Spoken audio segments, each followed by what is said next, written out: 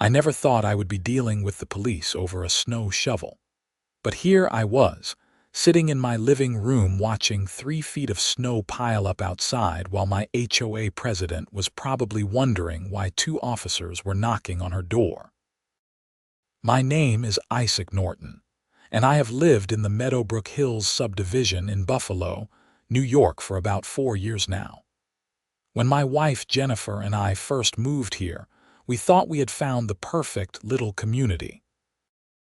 The houses were beautiful, the neighbors seemed friendly enough, and the HOA fees were reasonable for what they promised to maintain. That was before we met Brenda Patterson, the self-appointed queen of our neighborhood and the president of the Meadowbrook Hills Homeowners Association. Brenda was everything you would expect from someone who made it their life's mission to police a residential community. She was in her early 50s, always wore her blonde hair in that specific bob cut that seemed to be required for people in her position. And she drove a white Lexus SUV that she parked diagonally across 2 spots in front of the community center. She had been HOA president for 6 years, and from what I heard from other neighbors, she had no intention of ever stepping down. The first real interaction I had with Brenda was about 2 months after we moved in. I had planted some rose bushes in my front yard, and apparently they were half an inch too tall according to the HOA bylaws. She showed up at my door with a printed copy of the regulations, highlighted sections and all, demanding that I either trim them down or remove them entirely. I complied because I did not want to start a war over rose bushes, but that was just the beginning. Over the years, Brenda found reasons to send me violation notices for everything imaginable. My grass was a 1/4 inch too long. My mailbox was the wrong shade of black. I left my trash cans visible from the street for 20 minutes past the designated pickup time. My holiday decorations went up 2 days before the allowed date. Each violation came with a fine, usually somewhere between $50 and $200, and fighting them was nearly impossible because Brenda controlled the HOA board like a dictator. The thing about Brenda was that she did not apply these rules equally. Her friends in the neighborhood could do whatever they wanted.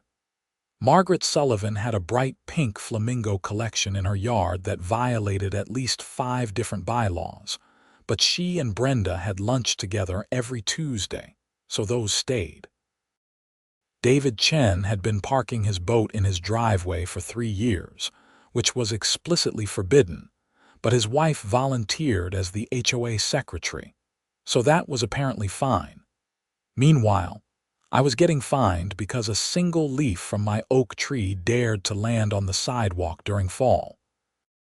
I had tried to talk to other neighbors about her behavior, and while many agreed that she was excessive, no one wanted to actually stand up to her. The few who had tried found themselves buried under so many violation notices and fines that they either moved away or just gave up and paid whatever Brenda demanded. But this situation with the snow shovel was different. This was not about some petty bylaw violation or arbitrary rule. This was theft, plain and simple, and I had the evidence to prove it. The blizzard had started 2 days ago on a Tuesday evening. The weather reports had been warning us for a week that this was going to be a big one, even by Buffalo standards. I had spent Monday making sure I was prepared. I stocked up on groceries, filled up my car with gas, bought extra firewood for the fireplace, and made sure all my snow removal equipment was ready to go. I had a good quality snow shovel that I kept on my front porch, along with a bag of ice melt and a smaller hand shovel for detail work. Jennifer was out of town visiting her sister in Phoenix, which turned out to be excellent timing on her part. She had left Sunday morning for a week-long trip, so she was going to miss this entire mess. I called her Tuesday night as the snow started falling to let her know I was all set and not to worry. By Wednesday morning, we already had about 18 inches of snow, and it was still coming down hard. I bundled up and headed outside around 7 in the morning to start clearing my driveway and walkway. That was when I noticed my snow shovel was gone from the porch where I had left it the night before. I stood there in my winter coat and boots, staring at the empty spot where my shovel should have been, trying to make sense of it.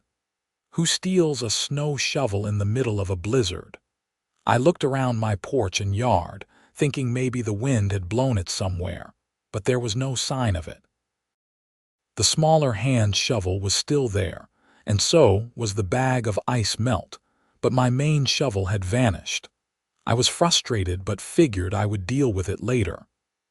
I used the hand shovel to at least clear a path from my door to my driveway, which took forever and left my back aching. The hand shovel was meant for small jobs, not clearing 3 feet of snow. After about an hour of this nonsense, I gave up and went back inside to warm up and figure out my next move. That was when I remembered my Ring doorbell camera. I had installed it about a year ago, partly for security and partly because I wanted evidence if Brenda ever tried to claim I had done something I had not actually done. The camera had night vision and motion detection, and it saved all footage to the cloud. I pulled up the app on my phone and started scrolling through the recordings from the previous night. I found it at around 11:30 Tuesday night. The motion sensor had triggered, and there, clear as day in the infrared footage, was Brenda Patterson walking up my front porch steps. She looked around nervously, grabbed my snow shovel and walked back down the steps and out of frame. The whole thing took maybe 20 seconds, but it was all there on video, timestamp, and everything. I could not believe what I was seeing. I mean, I knew Brenda was petty and vindictive, but I never thought she would actually steal from me. I watched the video 3 more times, trying to understand her thinking. Why would the HOA president risk her reputation and potentially criminal charges over a snow shovel? It made no sense. Then I remembered something from the previous week. There had been an HOA board meeting that I had attended because they were discussing raising the monthly fees again. During the meeting, I had challenged Brenda on several expenses that seemed excessive and possibly fraudulent. She had been listing these vague line items like community improvement consultation and landscape advisory fees that totaled thousands of dollars. But when I asked for receipts or details about who was being paid and for what, she became defensive. I had made copies of the financial reports and told her I was going to review them more carefully and bring my concerns to the next meeting. She had smiled that tight, fake smile of hers and said that was fine, but I could see the anger in her eyes. A few other homeowners had supported my questions, which probably made it worse for her, so this was revenge. She had stolen my snow shovel in the middle of a blizzard to make my life difficult because I had dared to question her authority and potentially expose whatever shady financial dealings she had going on. It was petty and stupid, but it was also criminal. I saved the video footage and made a backup copy. Then, I called the Buffalo Police Department non-emergency line. I explained the situation to the dispatcher, who sounded almost amused but took down my information, and said an officer would come by when they could, though response times were delayed due to the storm. I sent them a copy of the video footage via email as well. Then I posted the video to the private Meadowbrook Hills community Facebook group. I did not write a long explanation or accusation, just posted the video with the caption, "If anyone has seen my snow shovel, this might help explain where it went." The response was immediate and explosive. Within minutes, dozens of comments started pouring in. Some people were shocked, others were not surprised at all, and many shared their own stories of Brenda's behavior. Turns out, I was not the only one who suspected her of doing shady things, but I was the first one to have actual proof of her crossing the line into criminal behavior. Margaret Sullivan commented defending Brenda, saying there must be some misunderstanding, that Brenda would never do such a thing. But her comment got ratioed pretty quickly by people pointing out that the video was clear as day. There was no misunderstanding. Brenda Patterson had walked onto my property in the middle of the night and stolen my snow shovel. About an hour after I posted the video, my phone rang. It was Brenda. I let it go to voicemail. She called 2 more times in the next 10 minutes and I ignored those 2. Then she started texting me. "Isaac, we need to talk about that video you posted. You are making a huge mistake. Take down that video immediately or there will be consequences." I was borrowing the shovel because of the emergency situation. I was going to return it. That last text was particularly interesting because it was essentially a confession. She was admitting that she took the shovel, just trying to frame it as borrowing rather than stealing. I screenshot all the texts and added them to my evidence folder. Around 2 in the afternoon, the snow finally stopped falling. We had gotten about 36 inches total, and the entire neighborhood was buried. The city plows had not made it to our subdivision yet, so everyone was stuck at home. I looked out my window and saw several neighbors out with their snow blowers and shovels, slowly working on clearing their driveways. I still did not have my shovel back, and I was not about to go knock on Brenda's door to ask for it. Instead, I called my neighbor Tom Rodriguez, who lived 3 houses down. Tom was a good guy, a firefighter who had also butted heads with Brenda over the years. I asked if I could borrow a shovel, and he immediately said yes. "I saw the video you posted," Tom said when I walked down to his house. "About damn time someone caught her doing something. Everyone knows she has been abusing her position for years. I just want my shovel back and for her to leave me alone," I said, taking the spare shovel he offered. "Good luck with that," Tom laughed. "Brenda does not know how to leave people alone, but at least now you have proof of what she is really like." I spent the next 3 hours clearing my driveway and walkway, plus helping Tom with his since he was kind enough to lend me the shovel. By the time we finished, it was starting to get dark, and I was exhausted. I returned Tom's shovel and headed back to my house for a hot shower and dinner. As I was making myself some pasta, my doorbell rang. I checked the Ring camera feed and saw 2 Buffalo police officers standing on my porch. I opened the door, and they introduced themselves as Officer Davis and Officer Martinez. "Mr. Norton, we are here about the theft report you filed earlier today," Officer Davis said. She was in her 30s, professional and no nonsense in her demeanor. "Yes, please come in," I said, stepping aside to let them in out of the cold. Once they were inside, I showed them the video footage on my laptop, walking them through exactly what happened and when. They watched it carefully, and I could see Officer Martinez shaking his head slightly. "And you confirmed that this is your shovel that was taken?" Officer Davis asked. "Yes, it was on my porch yesterday evening, and it was gone this morning.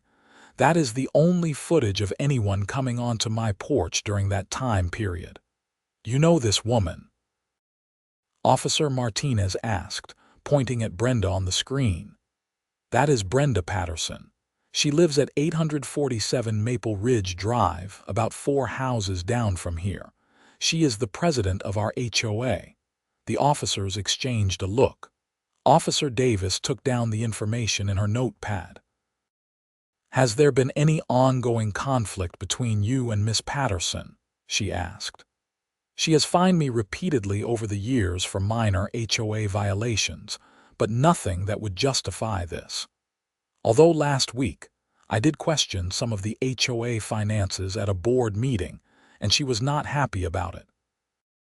I showed them the text messages Brenda had sent me earlier, including the one where she admitted to taking the shovel but called it borrowing. "That is helpful," Officer Davis said. "That is essentially a confession. We will go speak with Miss Patterson and retrieve your property." "Do you want to press charges?" I thought about it for a moment. Part of me just wanted my shovel back and to be done with it. But I also knew that if I did not press charges, Brenda would never face any real consequences for her actions, and she would probably retaliate against me in other ways. "Yes, I want to press charges," I said. "What she did was theft, and she did it as retaliation for me questioning her authority. If she gets away with this, she will just keep abusing her position." Officer Davis nodded approvingly. "I think that is the right call, Mr. Norton. We will handle it from here. You should have your shovel back tonight, and someone will follow up with you tomorrow about next steps." After the officers left, I made myself dinner and tried to relax, but I kept checking my phone to see what was happening on the community Facebook page. The post with the video now had over 200 comments and had been shared multiple times. People were calling for Brenda to resign, talking about their own negative experiences with her, and discussing how to potentially remove her from the HOA board. Around 8 that evening, I saw from my window that a police car was parked in front of Brenda's house. I resisted the urge to go outside and watch. About 30 minutes later, my doorbell rang again. It was Officer Martinez, holding my snow shovel. "Is this your property, Mr. Norton?" he asked. "Yes, that is definitely mine," I said, taking it from him. There was even a piece of blue tape on the handle that I had put there to mark it as mine at a community cleanup event last year. "Miss Patterson has been charged with petty larceny and criminal trespass," Officer Martinez explained. "She will need to appear in court, and you will likely be contacted to give a statement. She is pretty upset, as you can imagine." "Did she say why she did it?" I asked.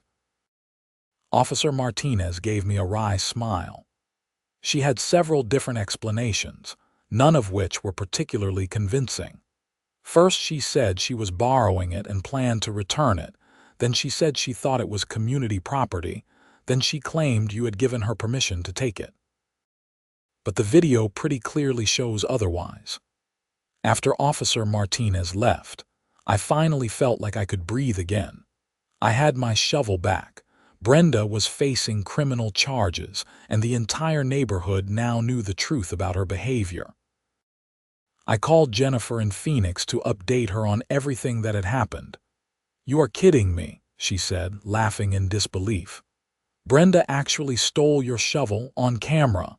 "I could not make this up if I tried," I said. "The police just left. She has been charged." "Good," Jennifer said firmly. "Maybe this will finally get her removed from that HOA position. You know how many times we have talked about moving just to get away from her nonsense." She was right. We had seriously discussed selling the house multiple times over the years, not because we did not like the house or the neighborhood, but specifically because dealing with Brenda was so exhausting and frustrating. The next morning, I woke up to dozens of messages on my phone. The Facebook post had continued to blow up overnight, and now people were organizing a special meeting to discuss Brenda's removal from the HOA board. According to the bylaws, a 2/3 vote of homeowners could remove a board member for cause, and theft certainly qualified as cause. I also had a voicemail from someone named Richard Chen, who identified himself as a detective with the Buffalo Police Department Financial Crimes Unit. He asked me to call him back at my earliest convenience regarding the Meadowbrook Hills HOA. I called him back around 9 in the morning. Detective Chen explained that after Brenda was arrested last night, he had been contacted by several other homeowners who had concerns about HOA financial irregularities. Combined with my complaints from the board meeting, they were opening an investigation into how Brenda had been managing the HOA funds. We have had situations like this before with HOA boards, Detective Chen explained. Someone gets into a position of power with minimal oversight, and they start treating the HOA funds like their personal bank account. Small things at first, then it escalates. The theft of your shovel was stupid on her part, but it gave us probable cause to look deeper. What do you need from me? I asked. Any financial documents you have, records of fines or fees you have paid, communications with Miss Patterson about HOA business, anything like that would be helpful. We are also going to request a full audit of the HOA accounts going back 5 years. I spent the next few hours gathering everything I had. Emails, letters, fine notices, payment records, meeting minutes, everything. I had kept good records because something about Brenda's management had always seemed off to me. I compiled it all into a folder and sent it to Detective Chen via encrypted email. Later that afternoon, I received a formal notice about an emergency HOA meeting scheduled for Saturday evening. The agenda was simply listed as discussion and vote regarding board president conduct and potential removal. It was signed by David Chen and 2 other board members, notably not including Brenda or her secretary Margaret Sullivan. The meeting was held at the community center, and when I arrived Saturday evening, the parking lot was packed. It seemed like every homeowner in Meadowbrook Hills had shown up. I found a seat near the middle of the room and waited for things to start. David Chen, who was the board treasurer, called the meeting to order. He looked nervous but determined as he stood at the front of the room. "Thank you all for coming on short notice," he began. "I think we all know why we are here. Earlier this week, our HOA president Brenda Patterson was arrested and charged with theft from one of our residents. The evidence is clear and has been viewed by most of us on social media. This conduct is unacceptable and violates the trust we place in our board members." There were murmurs of agreement throughout the room. I looked around but did not see Brenda anywhere. Additionally, David continued, following her arrest, several residents came forward with concerns about HOA financial management. The Buffalo Police Department has opened an investigation, and we will be conducting a full audit of our accounts. Until that is completed and the board can review the findings, I am proposing that we remove Brenda Patterson from her position as president and from the board entirely. Margaret Sullivan stood up from the front row, her face red with anger. "This is a witch hunt. Brenda has served this community faithfully for 6 years, and now you are going to throw her out over a misunderstanding about a snow shovel. She made a mistake in judgment, but that does not warrant destroying her reputation like this." Tom Rodriguez stood up from the back. "A mistake in judgment. Margaret, she walked onto someone's property in the middle of the night and stole their snow shovel during a blizzard. That is not a mistake. That is a crime. And if there are financial irregularities like David is suggesting, then we need to take action immediately to protect this community." The room erupted into competing arguments, people talking over each other. David had to use a gavel to restore order. "We will follow proper procedure," David said firmly. "Every homeowner will have a chance to speak if they want to. Then we will vote. We need a 2/3 majority to remove Brenda from the board." For the next 2 hours, homeowner after homeowner stood up to share their experiences. Some defended Brenda, mostly people who were part of her inner circle, but the vast majority told stories similar to mine: excessive fines for minor violations, unequal enforcement of rules, harassment and intimidation when anyone questioned her decisions, vague financial reports with no transparency. One woman named Susan Patel shared how Brenda had fined her $2,000 for painting her front door the wrong shade of blue, even though Susan had gotten pre-approval for the color from the architectural committee. When Susan tried to fight it, Brenda threatened to put a lien on her house. Susan eventually paid the fine because she could not afford a lawyer to fight it. Another man, Robert Williams, explained how he had been fined repeatedly for his lawn being unkempt, even though he had hired a professional lawn service, and his grass looked identical to everyone else's on the street.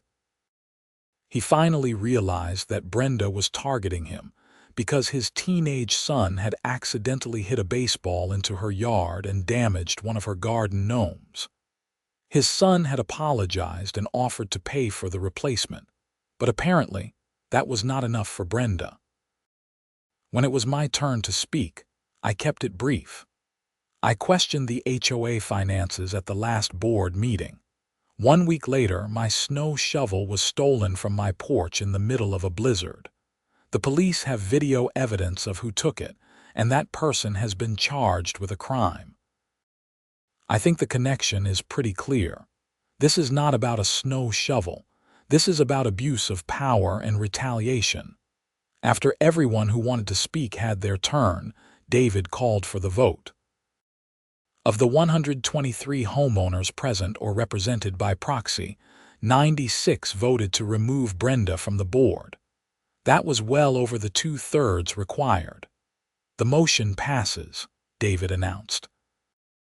Effective immediately, Brenda Patterson is no longer a member of the Meadowbrook Hills HOA Board of Directors. We will hold elections for a new president within 30 days, as required by our bylaws. Margaret Sullivan stormed out of the meeting, and a few of Brenda's other supporters followed her. But most people stayed, and there was a palpable sense of relief in the room. People were actually smiling and talking about how maybe things could be different now. After the meeting, several neighbors came up to thank me for posting the video and pressing charges. Tom Rodriguez clapped me on the shoulder. "You started something important here, man," he said. "We all knew something was wrong, but nobody wanted to be the first one to really challenge her. You gave everyone else the courage to come forward." I drove home that night feeling cautiously optimistic. Brenda was off the board, the police were investigating the finances, and the neighborhood was finally standing up for itself. But I also knew that Brenda was not the type to just accept defeat and go quietly. Sure enough, Monday morning I found a letter taped to my front door. It was from a lawyer representing Brenda, threatening to sue me for defamation and emotional distress over the video I had posted. The letter demanded that I remove all copies of the video from social media, issue a public apology, and pay $50,000 in damages. I took a picture of the letter and immediately called my own lawyer, a guy named James Foster, who had helped Jennifer and me with our house closing years ago. I sent him copies of everything: the video, the police reports, Brenda's text messages admitting she took the shovel, and this new demand letter. James called me back within an hour. "This is nonsense, Isaac. You cannot defame someone by posting a truthful video of them committing a crime." And she literally admitted in writing that she took your property. Her lawyer is either incompetent or knows this is garbage and is just trying to intimidate you. "So I should just ignore it?" I asked. "I will respond on your behalf," James said. "I will explain very clearly that you will not be removing anything, paying anything, or apologizing for anything. And if she wants to pursue this frivolous lawsuit, we will countersue for malicious prosecution and attorney's fees. Trust me, once her lawyer sees what we actually have, they will advise her to drop it." True to his word, James sent a response letter that same day. I never heard anything more about the lawsuit after that. The following week, I was contacted by the district attorney's office. Brenda's court date for the theft charge was scheduled for mid-March, about 6 weeks away. The prosecutor, an assistant DA named Lisa Wung, wanted to meet with me to go over my testimony. I met with Lisa at the DA's office on a Thursday afternoon. She was young, probably in her early 30s, but she seemed sharp and well prepared. We went through the entire timeline of events, and she had me walk through the video footage in detail. "This is actually a pretty straightforward case," Lisa said. "We have video evidence. We have her admission in the text messages. And the police recovered the stolen property from her home. Her lawyer will probably try to argue that she had permission or that it was a misunderstanding, but the video clearly shows her looking around to make sure no one was watching before she took it. That shows consciousness of guilt." "What kind of sentence are we looking at?" I asked. "Petty larceny in New York is a misdemeanor. She could face up to a year in jail and fines up to $1,000. But for a first offense, she will probably get probation and community service, maybe a small fine. The criminal trespass charge will likely be folded into the same disposition." "Honestly, I do not care that much about the sentence," I said. "I just wanted there to be some consequences for what she did. She has been abusing her position and harassing people for years, and nobody ever stood up to her because she made it too expensive or too difficult to fight back." Lisa nodded. "I understand, and for what it is worth, the financial crimes investigation is ongoing. If they find evidence of embezzlement or fraud, those charges would be much more serious. That would be felony territory." 2 weeks later, I got a call from Detective Chen with an update on the financial investigation. What they had found was worse than anyone expected. "We have been going through the HOA records for the past 5 years, Detective Chen explained. "We found consistent patterns of fraudulent invoices, kickbacks, and outright theft. She has been submitting fake invoices from shell companies for services that were never provided. Things like landscape consulting and architectural review that were just her paying herself." "How much are we talking about?" I asked. "So far, we have identified approximately $135,000 in fraudulent transactions. There may be more as we continue the audit." I felt sick. That money had come from the HOA fees that all of us had been paying faithfully every month, thinking it was going toward maintaining our community. Instead, Brenda had been funneling it into her own pockets. "What happens now?" I asked. "We are preparing a case to present to the grand jury. If they indict, she will be charged with multiple counts of grand larceny, fraud, and embezzlement. Given the amount involved, she is looking at serious prison time if convicted." The news about the financial fraud spread through the neighborhood quickly. The HOA hired a forensic accountant to conduct their own independent audit, which confirmed everything the police had found and actually added another $20,000 in questionable transactions that needed further investigation. Brenda's husband, a quiet man named Frank who worked in accounting and seemed embarrassed by the whole situation, filed for divorce in early February. Apparently, he had not known about any of the fraud, and once he found out, he wanted nothing to do with it or her. The new HOA board, led by temporary President David Chen, held a meeting to discuss how to handle the financial shortfall. The audit had revealed that the HOA reserve fund was severely depleted because Brenda had been raiding it to cover her fraudulent activities. The community needed that money for actual repairs and maintenance.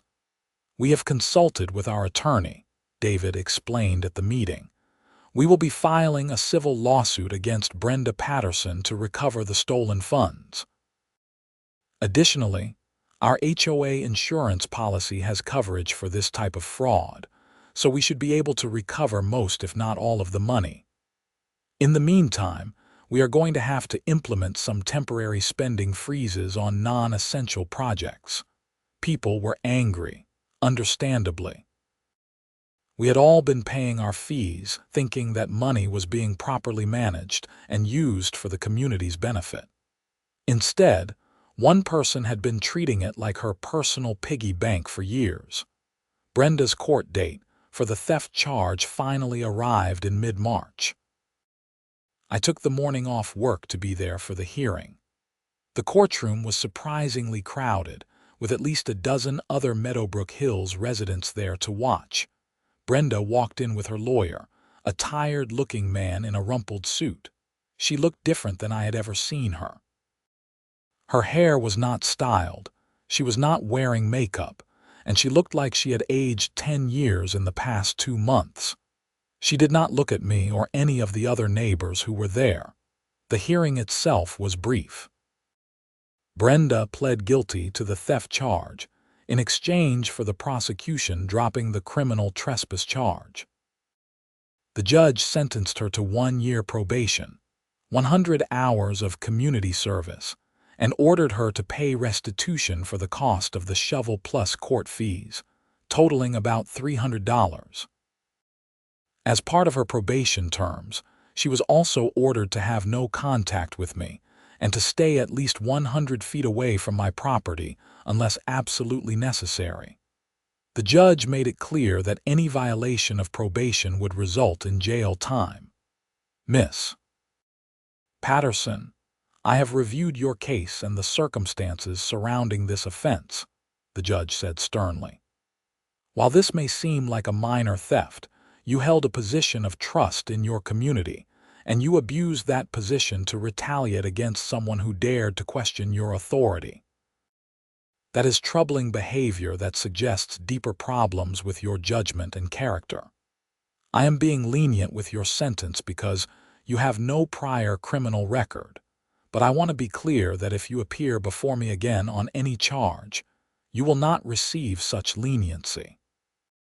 Brenda mumbled something that might have been "Yes, Your Honor," and then she and her lawyer quickly left the courtroom. Several neighbors came up to me afterward, satisfied that at least some justice had been served, even if the sentence was relatively light. But the legal proceedings were far from over. In early April, the grand jury indicted Brenda on 7 counts of grand larceny, 9 counts of fraud, and 4 counts of embezzlement related to her mismanagement of HOA funds. Each charge carried potential prison time of up to 15 years. Her arraignment was scheduled for late April, and this time the stakes were much higher. The prosecution was not offering any plea deals because of the amount of money involved and the systematic nature of the fraud. This was not a one-time mistake or lapse in judgment. This was years of deliberate criminal activity. I attended the arraignment along with about 20 other homeowners. Brenda looked even worse than she had at the theft hearing. Her lawyer entered a not guilty plea on her behalf, and bail was set at $75,000. She posted bail, but the judge ordered her to surrender her passport and remain in Erie County pending trial. The trial was scheduled for July, and in the months leading up to it, the prosecution built an overwhelming case.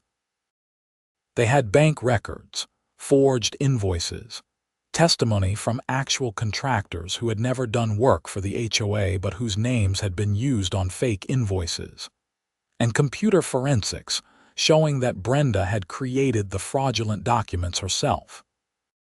Jennifer and I had long discussions about whether I should attend the trial.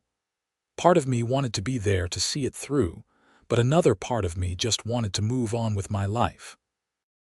Ultimately, I decided to attend opening statements and then check in periodically, but I did not need to sit through every day of what was expected to be a 2-week trial. The prosecution's case was damning. They showed how Brenda had set up 3 shell companies under different names, created fake invoices for services that were never rendered, and then paid those invoices with HOA funds that went into bank accounts she controlled. She had been careful at first, keeping the amounts small enough that they would not attract attention. But over the years, she got greedier and sloppier. They also presented evidence of the kickback scheme she had been running. She had been taking money from vendors who wanted to do business with the HOA, guaranteeing them contracts in exchange for payments back to her. That explained why our landscaping always looked mediocre despite us supposedly paying premium prices for lawn care. Her defense attorney tried to argue that Brenda had just been disorganized and had made bookkeeping errors, but it was a weak argument that nobody believed. The evidence was too clear and too extensive to be explained away as mistakes. One of the most compelling moments of the trial came when the prosecution called Frank Patterson, Brenda's ex-husband, as a witness. Frank testified that he had discovered what Brenda was doing by accident when he was helping her with her taxes the previous year. He had seen bank statements for accounts he did not recognize and questioned her about them. She told me it was consulting income from her HOA work, Frank testified, his voice shaking. She said homeowners associations sometimes paid board members for their time and expertise. I did not know enough about HOA law to know that was not true. When I found out later what she had actually been doing, I was horrified. I confronted her and told her she needed to return the money and confess. She refused. That was when I knew our marriage was over. The defense tried to suggest that Frank had known about the scheme all along and was only testifying against Brenda to save himself. But Frank had voluntarily gone to the police, had cooperated fully with the investigation, and had filed for divorce before charges were even filed. The jury seemed sympathetic to him. After 8 days of testimony and evidence, the case went to the jury. They deliberated for less than 4 hours before coming back with a verdict, guilty on all counts. Sentencing was scheduled for 6 weeks later. In the meantime, Brenda's bail was revoked and she was remanded to custody. The judge felt that given the guilty verdict and the serious nature of the charges, she was now a flight risk. The sentencing hearing in September was packed. I was there, along with dozens of other Meadowbrook Hills residents. The prosecution asked for the maximum sentence of 15 years in prison, arguing that Brenda had systematically stolen from her neighbors over an extended period and had shown no remorse. Her defense attorney made a plea for leniency, arguing that Brenda had no prior criminal record, had mental health issues that contributed to her behavior, and that her life had already been destroyed by these events. She had lost her position, her reputation, her marriage, and her home, which was being sold to help pay restitution. The judge was not swayed. "Miss Patterson, you held a position of trust in your community. You were elected by your neighbors to manage their collective resources and to act in their best interests. Instead, you systematically stole from them for your own personal gain. You lined your pockets with money that your neighbors had paid in good faith to maintain their community. When one resident had the courage to question your actions, you retaliated by committing yet another crime against him. You have shown no genuine remorse and have attempted to minimize and excuse your behavior at every turn. The court finds that a substantial prison sentence is warranted." Brenda was sentenced to 8 years in state prison on the grand larceny charges, with the other charges to run concurrent. She was also ordered to pay full restitution of $155,000 to the HOA, though nobody expected she would ever be able to pay that back. The HOA's insurance had already covered most of the loss, but the insurance company would now pursue Brenda for reimbursement.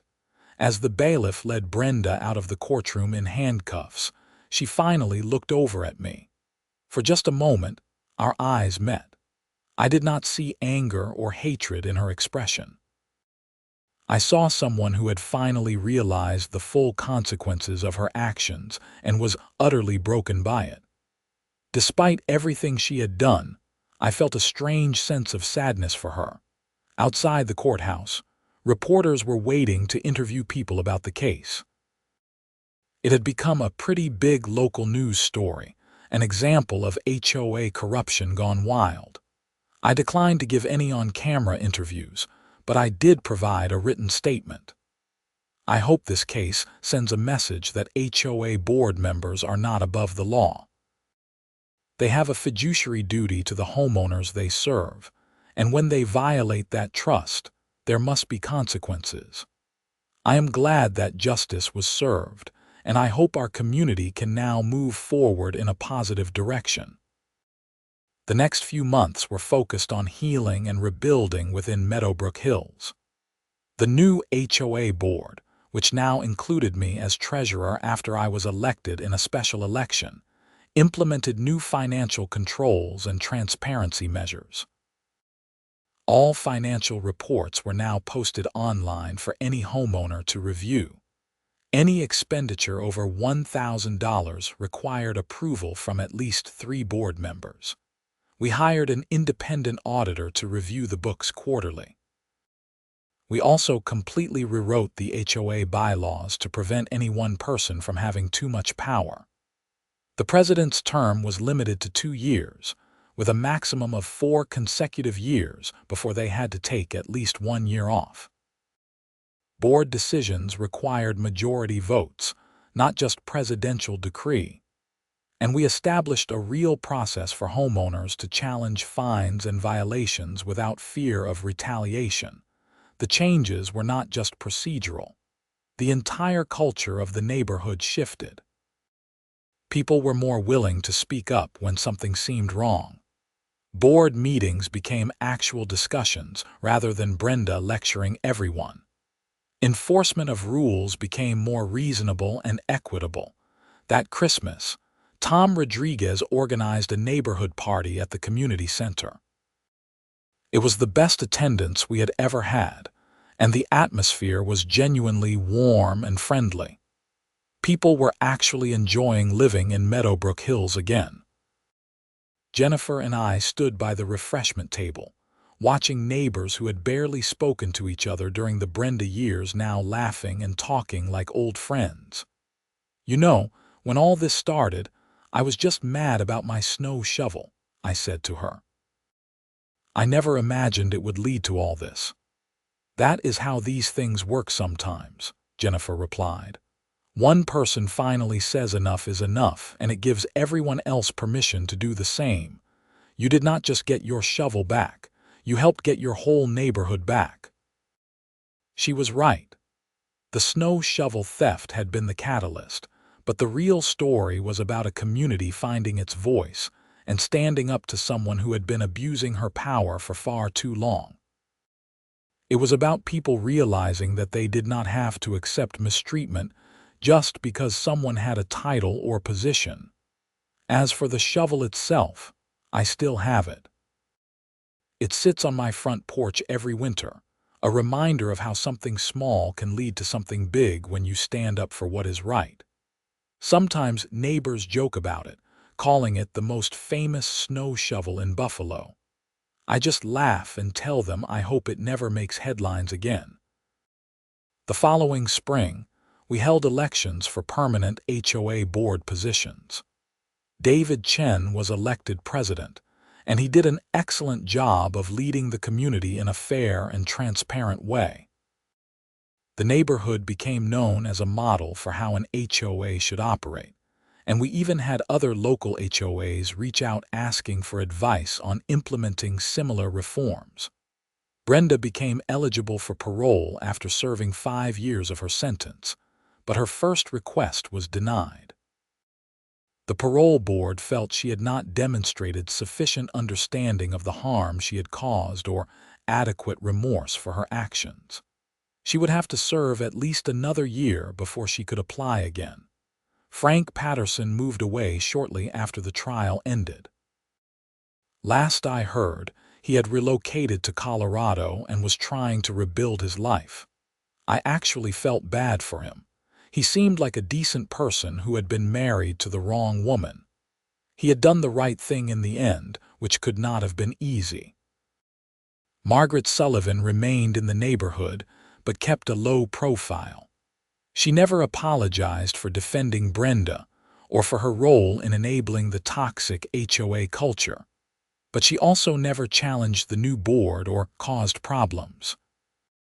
She eventually sold her house and moved to Florida to be closer to her daughter. Life in Meadowbrook Hills gradually returned to a comfortable normal. People maintained their properties not because they were afraid of fines, but because they took pride in their homes. The HOA funds were used for their intended purposes, like repaving roads, maintaining common areas, and improving neighborhood amenities.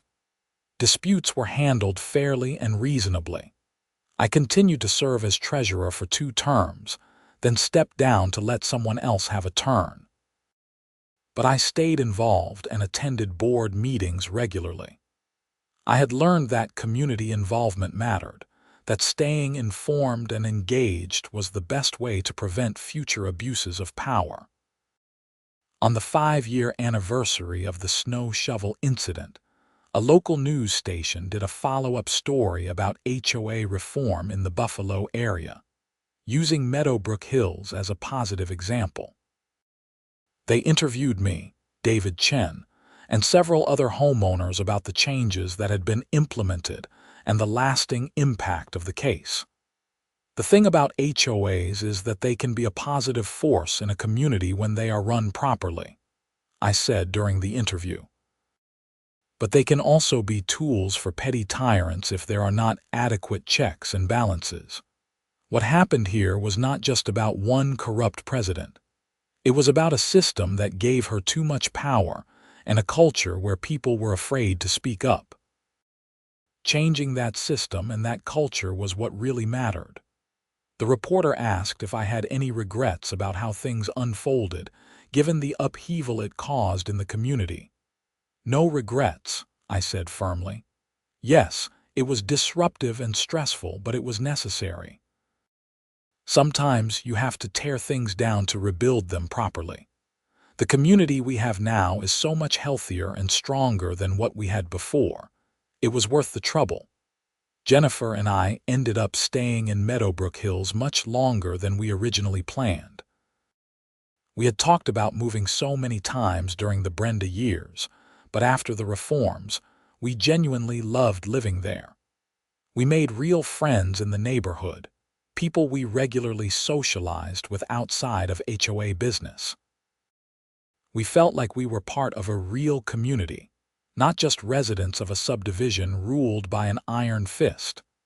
Our kids, when we eventually had them, grew up knowing the story of Dad's famous snow shovel. It became a family legend, a reminder to stand up for what is right even when it is difficult or uncomfortable. I told them that you do not have to be a hero or do something extraordinary. Sometimes you just have to be willing to say, "This is wrong," and refuse to back down.